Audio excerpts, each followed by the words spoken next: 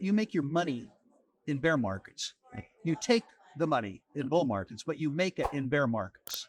So I suspect what you're saying is correct. Among the generalist investor and even among the sector investors, enthusiasm is at a low ebb. I regard that personally as a positive sign. Remember, I'm a check writer. I'm not an issuer. And so low share prices are in my interest. If you were talking to the exhibitors, they would bemoan a lack of interest, and I'm delighted by the same lack of interest. Seasoned investor Rick Rule emphasizes the importance of navigating both bear and bull markets intelligently. He stresses that real profits are made during bear markets, while cautioning against the allure of inflated market valuations.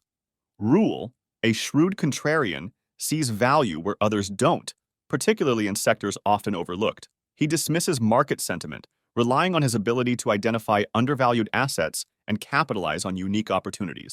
When people talk about ridiculously low valuations, I would argue with you that the sector itself as a whole is valueless. If you merged every public company in the sector together, that business would lose $2 billion a year. So what's it worth?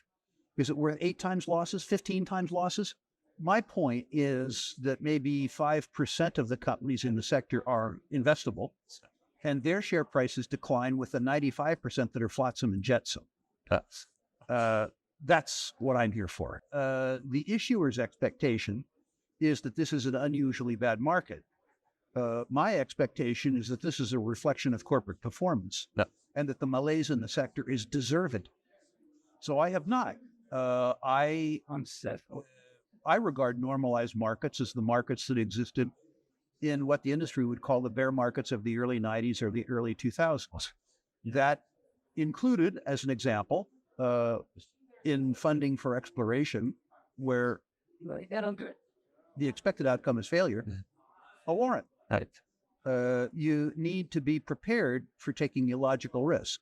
And the industry got spoiled in their quest for capital. They regard this as an anomalous bear market, and I regard it as real market pricing. And so there's been a discrepancy between the bid and the ask. The ones that are desperate are unfinanceable. There are companies that would give me a 5-year warrant, and you look back over the last 5 years, and you see that they spent 75% of the capital raised on general and administrative expense. I wouldn't give them any under any circumstance, none whatsoever. I'm sad to say I don't care about the question. All I care about is value at a fair price. I don't care about market conditions. I mean, I really don't. I couldn't care less. I have occasionally made money trading stocks, but mostly I've made money by occasionally being very, very, very right. Participating early in a discovery or participating in an out-of-favor commodity when nobody else liked it. I understand that, from what you do, which is the point of view of a guy who sells financial information, or from an issuer exhibitor's point of view, market triggers and perceptions are important. For me as a contrarian, very, very, very bad sentiment is a very, very, very good sign. You'll recall a year and a half ago, you and I were talking about uranium. And you said, what's it going to take to turn the sector around? And I said, it's going to take care of it all by itself. You don't have to worry about it. It's only time. Arithmetic is on your side.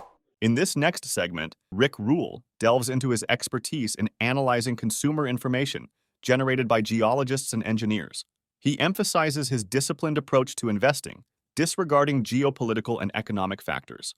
Rule discusses the uranium market, predicting the disappearance of above-ground inventory and the impact of Japanese reactor restarts. He astutely points out the shift from a price-taking industry to one with guaranteed revenues, leading to increased market confidence. Rule shares his personal portfolio strategy, indicating a move from an out-of-favor market to a more favorable one, leading to substantial gains. Here's his strategy.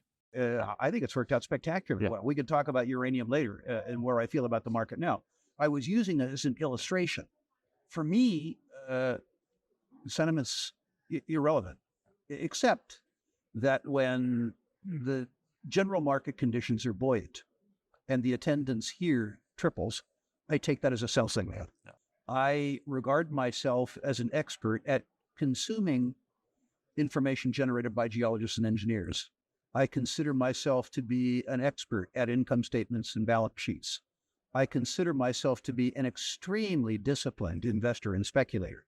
I don't view myself as an economist or a geopolitician.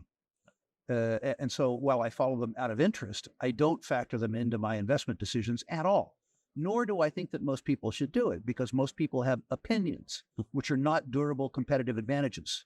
And we said at the time, there was two things that were going to happen. One, Sprott had used up a bunch of the available pounds for sale in the spot physical uranium trust, and that over time, that the fact that the above ground inventory had disappeared was going to occur to the whole market. The second change was going to be the pace of Japanese restarts. I said to you, and I said to many others, when the Japanese began the process of restarting their reactor fleet, that demand for increase would supply, but the available inventory held for sale would disappear. And that's precisely what happened.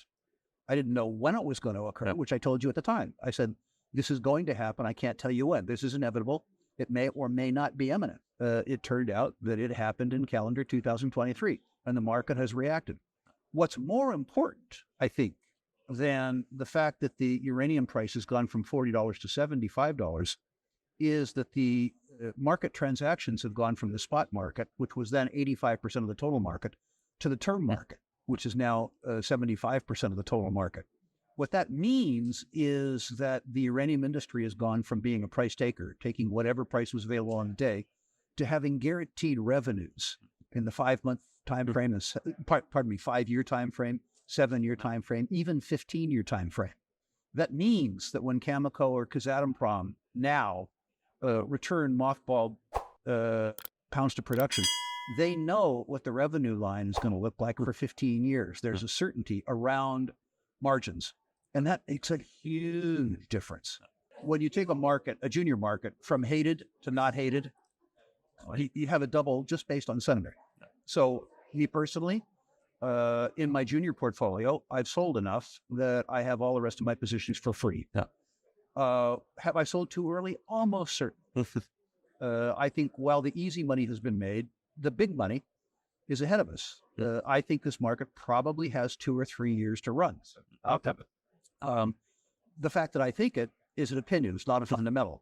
The fact that we have for sure moved from out of favor to neutral or in favor, the fact that my junior portfolio is up 300% or something like that tells me that I need to take some money off the table, which I've done. I have not sold my Kazatomprom. I've not sold my Sprott. I've not sold my Cameco. I've not sold my Next Gen. But the penny dreadfuls, yeah, I've sold enough that I'm free. Let's recap. Rick Rule shared invaluable insights about market dynamics and investment strategies. He emphasized the significance of bear markets for making substantial profits and highlighted the importance of discerning valuable assets amidst low valuations. Rick's contrarian perspective and disciplined approach have led to remarkable successes, especially in the uranium sector, where he accurately predicted market shifts and capitalized on emerging opportunities. Remember, Rick Rule's expertise lies in understanding consumer information from geologists and engineers. He's not just an expert in income statements and balance sheets, but a disciplined investor and speculator. His ability to navigate market sentiment and identify promising investments sets him apart. As he discussed the transformation of the uranium industry from a price taker to a market with guaranteed revenues, it's evident that his insights are backed by years of experience and keen observation. We hope you enjoyed this video. Don't forget to like, subscribe, and hit the notification bell to stay updated on our latest finance discussions.